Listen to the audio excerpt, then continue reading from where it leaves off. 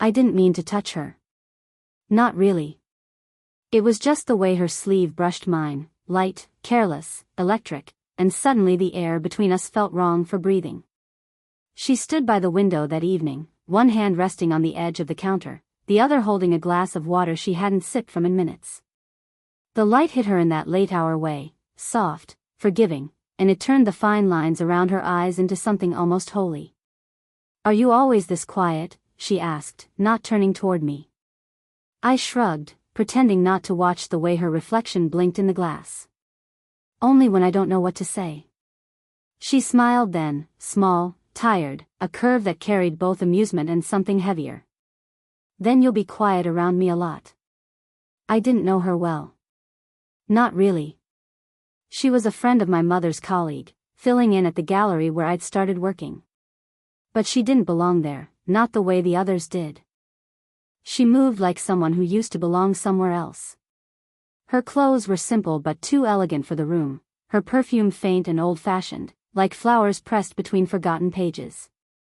When she laughed, people stopped to listen, not because it was loud, but because it felt like it had been waiting years to escape. I didn't say much that first week. She didn't ask much, either. But she noticed things. The way I always wiped my hands before turning a page. The way I stayed late even after the lights dimmed. The way I looked at her without realizing it.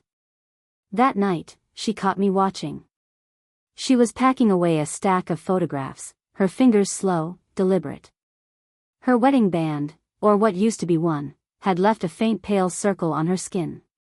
"You stare like you're trying to remember something," she said softly. "Maybe I am." She didn't ask what. She didn't need to. The silence between us stretched.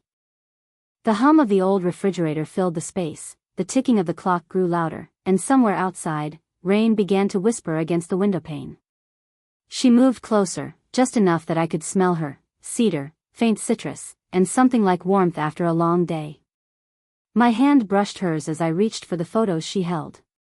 Neither of us pulled away. Her fingers trembled, almost imperceptibly. "Careful," she murmured, "they're fragile." "I know."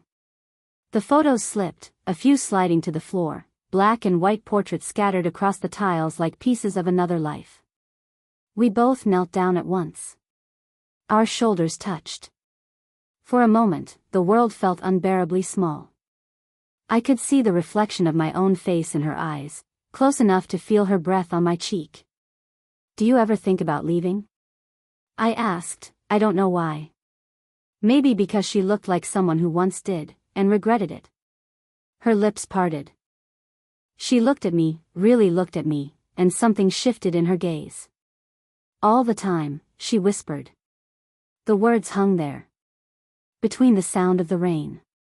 Between my heartbeat and hers. Then, a noise. The sharp click of the gallery door unlocking. Voices in the hallway. She stepped back, fast, almost too fast, and the spell broke. The air rushed in again, cold and ordinary. She straightened, smoothing her blouse, her eyes somewhere near but not on me. "We should finish this tomorrow," she said. And before I could answer, she was gone, leaving the faintest trace of perfume behind, and a silence that felt nothing like before. The next day, she didn't mention what happened. Neither did I. We worked as if that moment by the window hadn't existed, as if the rain hadn't slowed time itself between us. But she was different. Or maybe I just noticed her differently. When she passed behind me, I could feel the nearness of her, the air bending slightly before her hand brushed the edge of my sleeve. She didn't need to touch me, even her shadow felt deliberate. She asked about my sketches that afternoon, her voice low, careful. "You draw like someone who's seen too much for his age," she said, flipping through the pages slowly. "Maybe I just look harder than I should." Her thumb paused on one page, a portrait I'd done from memory. It was her. Not exact, but close enough. She didn't comment. Just turned the page quietly, though I could see the faintest tremor in her wrist. I wanted to say something, an apology, maybe, but my throat felt locked. The silence stretched again, and I realized I liked it. That kind of quiet only exists between two people pretending they aren't thinking the same thing. Later that week, we stayed late again. Everyone else had gone. The gallery was half dark, the floor lights still glowing against the framed photographs. The hum of the old heating system filled the space between us. She was organizing the new shipment, black boxes labeled with names I didn't recognize. I could tell her back hurt from the way she stood, one hand pressed against the small of it. "Let me," I said, stepping closer. "You don't have to, I want to." She hesitated, then nodded, exhaling softly. I lifted the box from her hands, our fingers brushing again, that same static as before, but this time she didn't move away. Her hand lingered, just a heartbeat longer than it should have. Her palm warm against mine, her breath catching before she said, "You're going to make people talk, you know." I smiled. "About what?" "About this," she said quietly. "About me being old enough to know better." The words should have broken the moment, but instead, they deepened it. There was no laughter in her tone, no defense. Just honesty. I wanted to tell her she didn't seem old at all, not the way she thought. That her eyes had more life than anyone I'd met. But I said nothing. She stepped closer, just enough that her hair brushed my jaw as she leaned to reach another box. My pulse jumped, ridiculous and loud in the quiet room. "You're shaking," she murmured, not looking at me. "Am I?" She nodded, smiling faintly. "That's how I know you're honest." I laughed, too quietly, unsure if I should. Then she turned toward me, close, too close, her face inches from mine.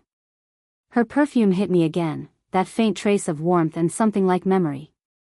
Neither of us moved. Her fingers grazed my collar as if fixing it, but she didn't pull away. "You should go," she whispered, though her hand stayed where it was. "I know," I said, but didn't. We stood there, both pretending time hadn't stopped again. And when she finally stepped back, the loss of her touch felt louder than any goodbye could have been. It started with a mistake, or maybe a habit neither of us had learned to break. We stayed late again. The gallery lights flickered, casting long shadows that made everything look softer, less real. She was standing on a small step stool, trying to hang a new photograph, one of those haunting portraits where the subject never looks at the camera. "Hold this," she said, passing me a frame. Her fingers brushed mine. I didn't mean to look at her that long, but she noticed. "What?" she asked. "Nothing," I said. "You just look different tonight." Her laugh was quiet, breathless. "Different how?" "Like you're not trying to disappear." She blinked, once, slowly, then looked away. "You shouldn't say things like that." But she didn't move her hand from mine. We were standing too close. I could feel the warmth of her shoulder through her blouse, the faint tremor when she adjusted the hook on the wall. Her hair brushed against my cheek. Every breath between us felt heavy enough to hold. "Sometimes," she murmured, "you make me forget how young you are." "Sometimes," I said, "I forget how much older you think you are." That made her look at me, really look. Her lips parted like she might say something, but the words didn't come. She climbed down from the stool, her heels slipping just slightly on the edge. I caught her, hands instinctively gripping her waist. For a moment, neither of us moved. Her palms rested against my chest. I could feel her heartbeat, fast, uneven, matching mine. "This isn't," she whispered. "This can't be," but she didn't finish. I don't know who leaned in first. Maybe it was both of us. The space between our faces narrowed, slow, fragile, like even the air was afraid to move. And then, the door handle turned. We froze. A voice called out from the front, one of the assistants returning for a forgotten umbrella. Her hands slipped away from me instantly, her body retreating like the moment had burned her. I stepped back, pretending to straighten a frame, my pulse still hammering. "Oh, Mrs. Hale, you're still here," the assistant said, peeking in. "Didn't think anyone stayed this late."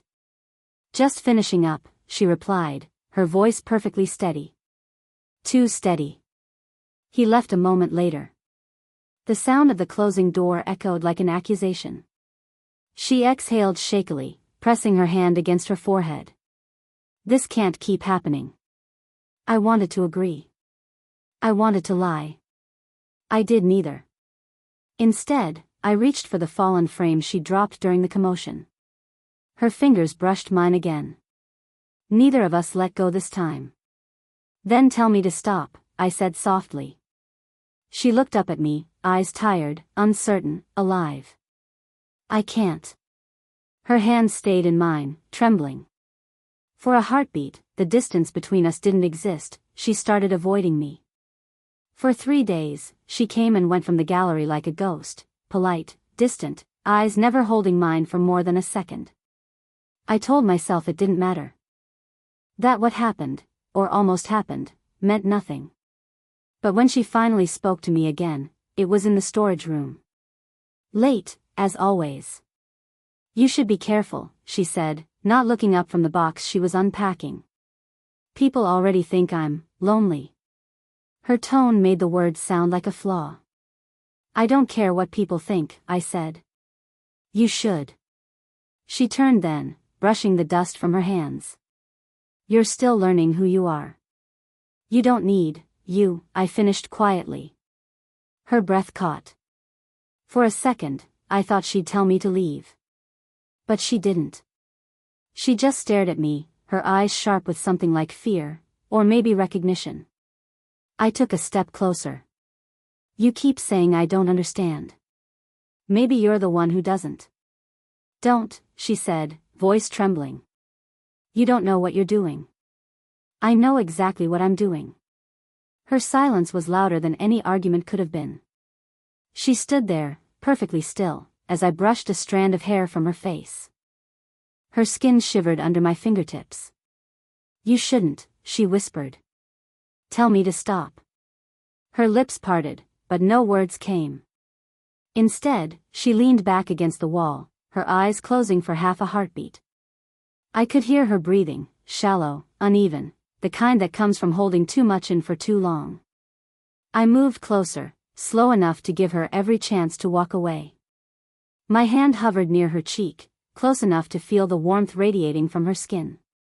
You don't make this easy, she said. Neither do you. She laughed softly, a fragile sound that cracked halfway through. I swore I'd never do this again. Not after, she trailed off, shaking her head. He left. 15 years. I thought that kind of wanting died with him. I wanted to say something, to tell her she hadn't forgotten how to feel, that maybe she'd just been waiting for someone who saw her differently, but all that came out was her name. Evelyn. It was barely a whisper, but she opened her eyes when I said it. And when she did, all the distance vanished. I reached out, this time not tentative, and she didn't move away. My fingers brushed her jaw, then the side of her neck. Her pulse beat fast beneath my thumb. Her hand came up, resting against my chest. This isn't fair, she breathed. I don't want fair. The space between us disappeared. Our foreheads touched, just enough to share a breath. The world tilted, everything else falling quiet. Then, the sound of a phone buzzing somewhere behind her. She froze. The spell shattered. We stayed like that, faces inches apart, hearts wild, neither daring to move. Her voice broke the silence, a whisper that cut like truth. If we do this, nothing stays the same. I know, I said. But neither of us stepped away. The next morning, the air in the gallery felt wrong, too still, too aware. Evelyn was already there when I arrived, standing by the window again like she had that first night. Only this time, she wasn't alone. The gallery director, Miss Conway, was with her, voice low, expression sharp. I stayed near the back, pretending to sort through prints. But I could hear them. He's young, Evelyn. People notice things, Conway said. Evelyn's response was quiet, measured. There's nothing to notice. The lie hit harder than I expected. Not because it wasn't true, but because it almost was. When Conway finally left, Evelyn turned toward me, eyes already heavy with apology. "You heard," she said. "Yeah. She thinks," she sighed, rubbing her temples. "She thinks I'm being reckless." "Are you?" Her lips parted, then closed again. "I don't know anymore." She walked past me toward the storeroom, and I followed, keeping a few steps between us. The space was small, boxes stacked, the faint smell of varnish in the air. When she turned, we were too close again. "You shouldn't have to deal with this," she said. "People talk. They twist things. They make something ugly out of what?" She didn't answer. Her throat moved as she swallowed hard. I stepped closer. "You can't pretend there's nothing here." Her voice cracked. "And if there is? What happens when it ruins us both?" I wanted to tell her I didn't care.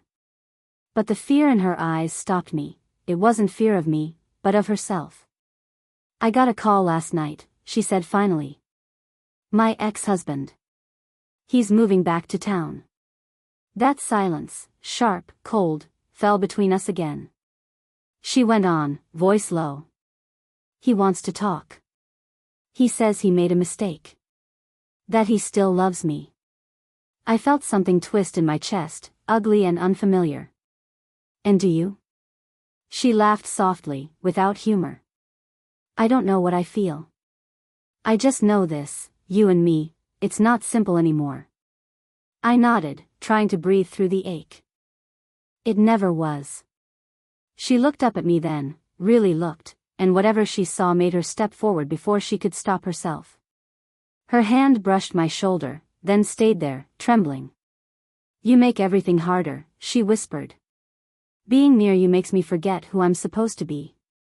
Her words weren't cruel, but they landed like confession. I caught her wrist gently.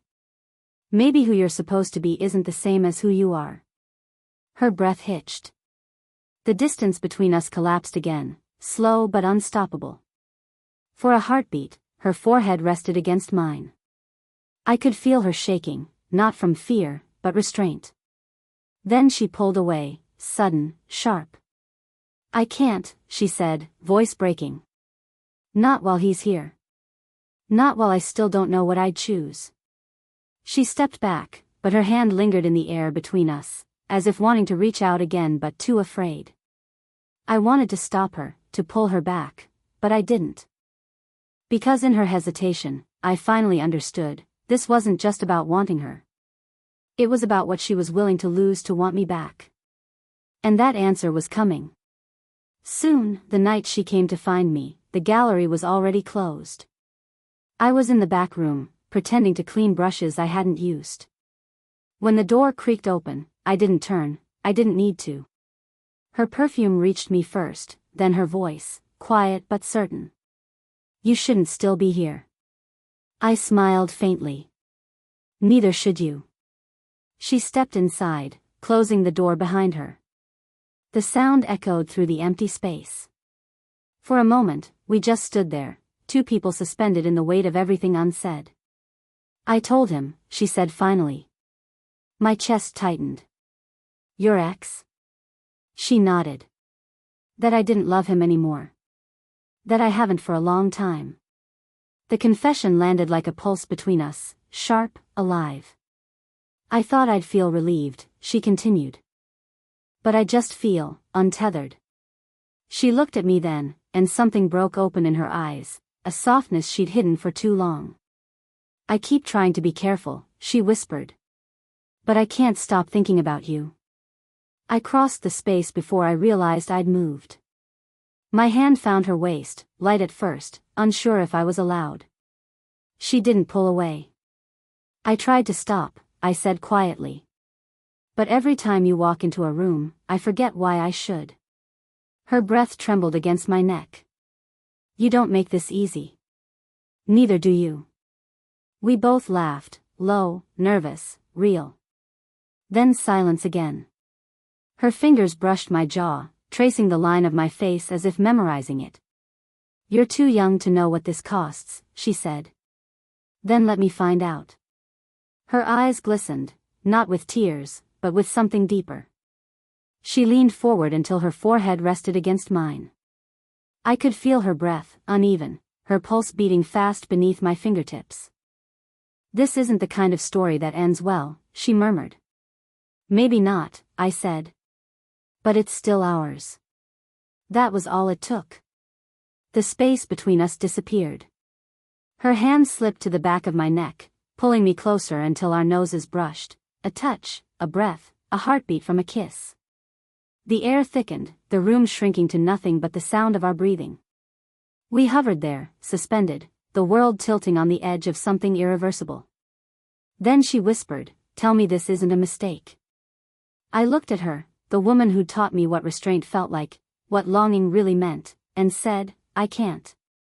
She exhaled, a small sound halfway between surrender and release. Her lips met mine, soft, trembling, almost frightened, and everything else fell away. No lightning. No music. Just the quiet truth of two people choosing what they shouldn't, finally stopping their own resistance. When she pulled back, she didn't look away. "Now you know," she whispered. And I did. I knew the cost. I knew the danger. And I knew I'd still choose her, every time. The sun had already begun to rise when I found her sitting on the gallery steps. The light made everything softer, even her.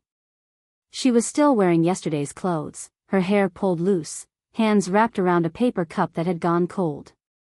I stopped a few feet away, unsure if I should break the quiet she seemed to be holding onto. "You didn't go home," I said softly. She glanced up, the corner of her mouth curving. "Neither did you." For a moment, that was enough, the truth of it sitting gently between us. I sat down beside her, close enough that our shoulders brushed. The silence wasn't uncomfortable this time. It felt earned. She sighed, looking out toward the street just beginning to wake. "You know, when I was your age, I thought love was supposed to make sense. That it had rules. That the right thing and the easy thing were the same. And now?" She smiled, a quiet, tired smile that still felt like morning. "Now I think love just asks if you're brave enough to choose it anyway." I turned toward her. "Then what are we choosing?" Her eyes met mine. There was no hesitation in them this time, no apology. "We're choosing this. However long it lasts." That was all I needed. She reached for my hand, slowly, like she was testing if it was real. Our fingers intertwined, and the simplicity of it felt more intimate than any kiss.